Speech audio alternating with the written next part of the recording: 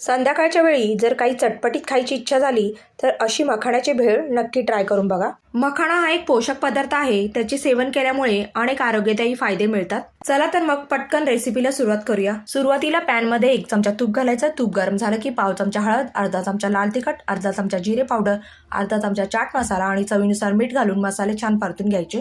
नंतर याच्यामध्ये 1 ते 1.5 वाटी मखाणे घालून मखाणे मंद आचेवरती 5 ते 7 मिनिटांसाठी कुरकुरीत होईपर्यंत भाजून घ्यायचे। बाजारातून आपण मखाणे आणतो त्यावेळी ते नरम असतात, म्हणून सर्वात आधी ते छान कुरकुरीत होईपर्यंत भाजून घ्यायचे। मखाणे छान भाजून झाले की गॅस बंद करायचा आणि एका भांड्यामध्ये मखाणे काढून घ्यायचे। आता याच्यामध्ये बारीक चिरून घेतलेला कांदा घालायचा, बारीक चिरून घेतलेला टोमॅटो, बारीक चिरून घेतलेली कोथिंबीर भुरभुरायची, मस्त एक अर्धा लिंबू पिळून घालायचा, मिक्स करून घ्यायचं एकदा आणि तुमच्या आवडीप्रमाणे बारीक किंवा मोठी शेव घालायची। मस्त अशी मखाण्याची झटपट आणि हेल्दी भेळ तयार। रेसिपी आवडल्यास लाईक, सबस्क्राईब, शेअर करा।